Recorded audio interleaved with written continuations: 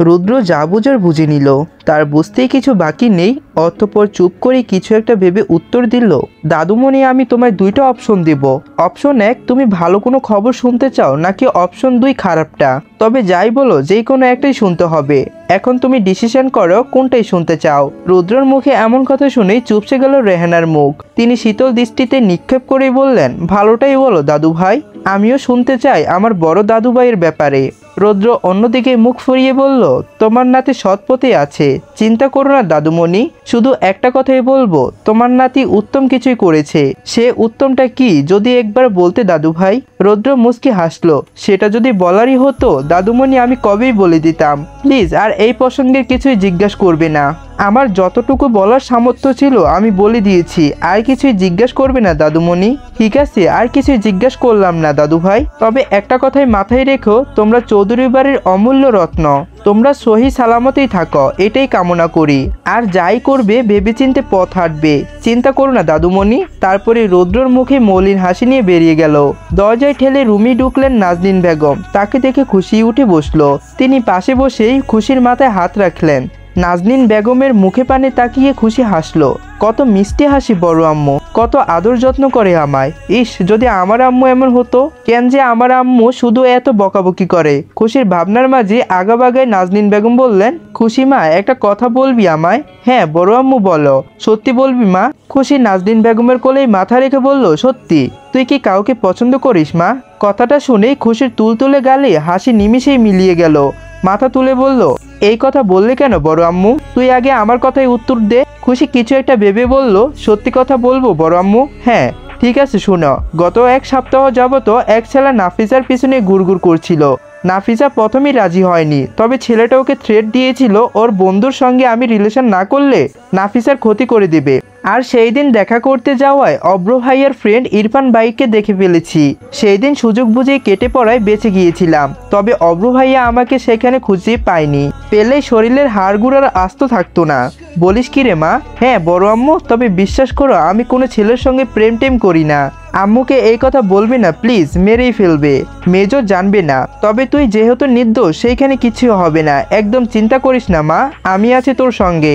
তারই মধ্যে প্রবেশ করলো নাজনীন বেগম, সঙ্গে খুশির ছোট চাচি শিরিন বেগম। পরপরই এসে ঢুকলো রেহানা, রূপকথা, শিশি আর তুলি। রেহানা চৌধুরী বসলেন পাশে, খুশির পাশে, আর বাকিরা সাইডে দাঁড়িয়ে রইলেন। শাশুড়িকে দেখে নাজনীন বেগমও উঠে দাঁড়ালেন। মরিয়ম বেগম শাশুড়ির পাশে থাকায় বললেন না কিছু মেয়েকে। রেহানা মলিন কণ্ঠেই বললেন, তোমার ব্যথা কমেছে দিদি ভাই? খুশি এক পালক মরিয়ম বেগমের দিকে দৃষ্টি নিক্ষেপ করে আবারও তাকালো রেহানার দিকে। সেও মলিন কণ্ঠে বলল, হ্যাঁ দিদিমণি। রেহানা আবার খুশির পাটা ভালো করে চোখ বুলিয়ে পরোক্ষ করলো কালশিটের দাগগুলো। রেহানা এবার বেশ অসন্তুষ্ট। অব্রর সঙ্গে এবারে তিনি কথা বলবেন। এভাবে সকাল সকাল মেয়েটাকে মারার কোনো মানে হয়? ঠিক আছে দিদিভাই তুমি রেস্ট করো, আমরা আসছি বলে রেহানা বেরিয়ে গেলেন। পেছন পেছন নাজনীন বেগম আর শিরিন বেগমও। মরিয়ম বেগম একটু দাঁড়ালেন। এবার সত্যি খারাপ লাগলো মেয়েটার জন্য। তিনি মেয়ের মাথায় হাত বুলিয়ে চলে গেলেন। বড়রা চলে যেতেই তিন বোন এসে বসলো খুশির পাশে। শিশি রেগে জিজ্ঞেস করলো, হ্যাঁ রে কিছুক্ষণের মধ্যেই তুই আবার কি করে বসলি? যার জন্যে মার পড়লো পিঠে, নিশ্চিত উল্টাপাল্টা কিছুই করেছিস। তা নয়তো অব্র ভাই তোকে এভাবে মারবে কেন? মাঝখানে আগ বাড়িয়ে রূপকথাই বলল, বকছিস কেন মেয়েটাকে? দেখছিস না ব্যথা পেয়েছে? খুশির মাথায় হাত বুলিয়ে বলল, কি করেছিস বনু তুই?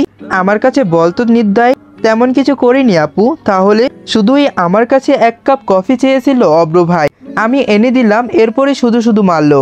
কথাটা শুনেই তিন বোন একে অপরের মুখে চাওয়াচাই করলো। তারা বেশ বুঝতেই পারলো কফিতে কিছু গোলমেল হয়েছে। রূপকথা সবার উদ্দেশ্যেই বলল, সবাই চল, খুশির এখন রেস্টের প্রয়োজন। তারপর খুশির গালে হাত ছুঁয়ে মিষ্টি হেসে চলে গেল রূপকথা। পেছন পেছন শিশি আর তুলি। পায়ের ব্যথায় ঘুমও আসছে না খুশি। একবার এই দিক তো ওই দিক হয়ে শুয়ে আছে। মাঝে মাঝে পায়ের ব্যথায় কান্নাও পাচ্ছে, পিঠেও ব্যথা। তবে পিঠের তুলনায় পায়ে বেশি পড়েছে বাড়িগুলো। এইভাবে কিছুক্ষণ যাওয়ায় দরজায় কারো আসার শব্দ এলো। কে? আপু এসেছ? তার কথার কোনো রকমই উত্তর না পেল না সে। প্রথমে বিরক্ত হলেও এখন ভয় ভয় লাগছে। সে কাপা গলায় আবারও বলল, কে এসেছে? কাছে কাউকে বসতে দেখে খুশি চিৎকার করতে যাবে, অমনি একটা পুরুষালী হাতের শক্ত করে তার মুখ চেপে ধরে। চুপ, একদম চুপ। কে? অব্র লাইটটা অন করতে খুশি বেবাচেকা খেয়ে গেল। আপনি? আমি। এইভাবে বানরের মতো লাফাচ্ছিস কেন? আসলে আমি ভেবেছিলাম ওই ছায়াটা এসেছে।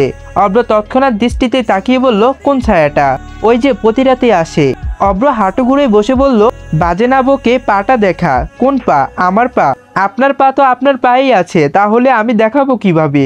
আরো কয়েক গা পড়লে বুঝতে পারবে কিভাবে দেখাতে হয়। বলে আচমকা খুশির পা টেনে রাখলো অব্রর হাঁটুতে। ব্যথায় কুকিয়ে উঠল খুশি। অব্র তৎক্ষণাৎ চাহনিতেই বলল, লেগেছে খুব? অব্রর দৃষ্টি আটকালো খুশির পায়ের দিকে। কাল সেটা ডাক্তার দেখে কিছু একটা লাগিয়ে দিল খুশির পায়ে। কি লাগালেন অব্র ভাই? সাপের বিষ। কি? মুখটা বন্ধ রাখ, নয়তো মুখেও কালশিটে দাগ পড়বে। আপনি আমার পায়ে সাপের বিষ লাগালেন কেন? আমার ইচ্ছে। আপনার ইচ্ছে হবে আর লাগিয়ে দিবেন? অব্র আর কিছু না বলে খুশির পায়ে আলতো করে হাত বুলিয়ে কিছু একটা লাগাতেই ব্যস্ত হলো। খুশি ব্যথায় আর পুরুষ হলে স্পষ্টই কেমন একটা অনুভব করলো। অব্র উঠে দাঁড়িয়ে দেখলো খুশি এখনো চোখ জোড়ো খিচেই আছে। ব্যথা কমেছে? খুশি পিটপিট করে তাকিয়ে মলিন জবাব দিল, কিছু ঠিক হয়ে যাবে।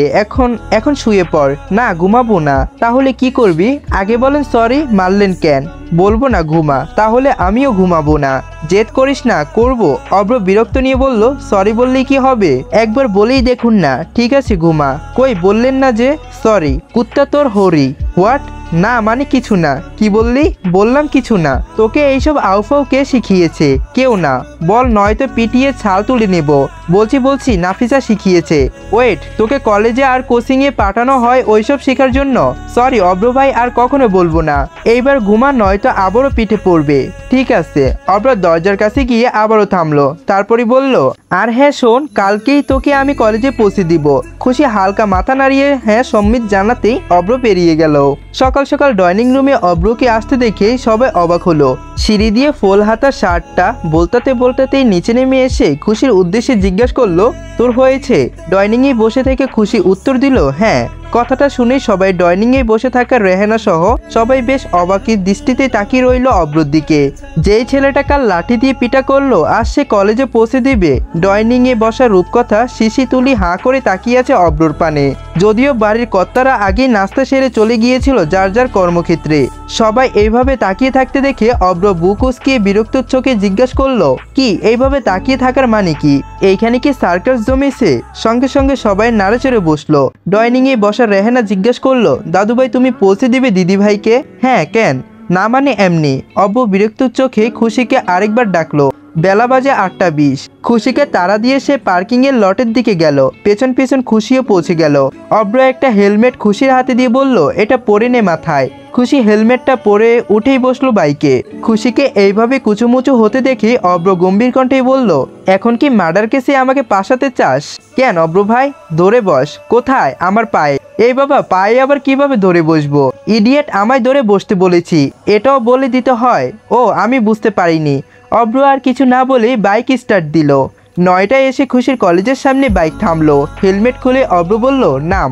খুশি চুপচাপ নেমে পড়লো। কলেজের গেটের দিকে পা বাড়িয়ে অব্র গম্ভীর কণ্ঠে বলল, দাঁড়া। কিছু বলবেন অব্র ভাই? কলেজ শেষ হবে কয়টায়? 2টায়। ঠিক আছে, আমি নিতে আসবো।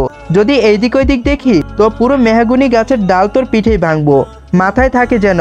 আর হ্যাঁ, তোর ফোনটা দাও। আমার না, তোমার বান্ধবীর। ওরটা নিবেন কেন? তুই ফোনটা দিবি? ব্যাগ থেকে ফোন বের করে খুশি অব্রর হাতে দিল। কিছু একটা করে অব্র ফোনটা আবারও খুশির হাতে দিল। নাম্বার সেভ করে দিয়েছি, কলেজ ছুটি হলে কল দিবি বলে অব্র আবারও বাইকে উঠে স্টার্ট দিল। অব্র চলে যেতেই খুশি ফোন স্ক্রিনেই চোখ বেলালো। স্পষ্ট বড় আকারে লেখা অব্র। তখন সে লেখাটা ডিলিট করে সেইখানে বসিয়ে দিল অভদ্র পুরুষ লিখেই খিলখিলি হাসলো। ঠিক তখনই পেছন থেকে কেউ একজন তার কাঁধে হাত রাখতেই পেছন ফিরে তাকালো। কিরে খুশি, কয়দিন ধরে কলেজে আসছিস না, কোচিংও আসছিস না, এমনও কি কল দিলেও পাওয়া যায় না, ব্যাপার কি? তা আজকে বিকেলে কলেজ শেষে পার্কে যাবি তো? যেই ছেলেটা প্রপোজ করেছিল সেই ছেলেটা দেখা করতে আসবে, আর তার ফ্রেন্ডও আসবে যেই তোকে পছন্দ করে। সেই দিন তো ইরফান ভাইয়ের জন্য পালিয়ে গিয়েছিলি, ওনাকে এত ভয় পাস কেন বলতো? আজকে চল, প্রপোজ করবে তোকে। দুই বন্ধু এসেছে, প্রেম টেম না করি অন্তত কিছু খাওয়া তো যাবে। না রে নাফিসা, আমি যেতে পারবো না। সেই কি, কেন? অব্র ভাই এসেছে। আরে এই ব্যাপার না কি? অব্র ভাই, উনি কবে আসলো? 2 দিন হলো। ও মাইরে, কেস খেয়ে গেলাম। তাই বলছি এইসব ভণ্ডামি বাদ দিয়ে ভালো হয়ে যা, নয়তো আমার সাথে তোরও উপরে যাওয়ার টিকিটটা কেটে রাখতে হবে। না জানু, আমি উপরে যেতে চাই না। তাহলে ভণ্ডামি বাদ দিয়ে ভালো হয়ে যা। সবই তো বুঝলাম, কিন্তু অন্য কোনো পথ নেই? না মানে অন্য কোথাও দেখা করা যায় না? তোর কি জানের একটু ভয় নেই? আরে লুকিয়ে করলে টেনশন কিসের? ভুলে গেলি ছোটবেলায় পার্কের ঘটনা? তা ভুলিনি, এখনো মনে পড়লে জ্বর আসে গায়ে। তবে এইটা কি ক্যান্সেল করে দেব? হ্যাঁ। দূর, ভাল লাগে না। জীবনে প্রথম একটা প্রেম করতে যাচ্ছিলাম, তাও আর হলো না। তুই রাখতো তোর প্রেম, আমি গেলাম। আরে আরে খুশি, যাস কই? আমাকে নিয়ে যা। তাহলে বাজে না বকে সোজা হাট কলেজের ভিতরে। আচ্ছা, লুকিয়ে তো একটা লাস্ট চান্স নেওয়া যেত। তোর কি মন চায় না একটা প্রেম করতে? প্রেম টেম না করে থাকিস কিভাবে? খুশি চেঁচিয়ে বলল, প্যারা লাগে, প্যারা লাগে, প্যারা লাগে রে। প্রেম প্রীতি ভালোবাসা প্যারা লাগে রে। এত জোরে চেঁচিয়ে আমার কান পাটানোর কোনো মানে আছে? তাহলে সোজাই চল ক্লাসরুমে, আর একটা কথাও নয়, দুইটায় অব্র ভাই আসবে।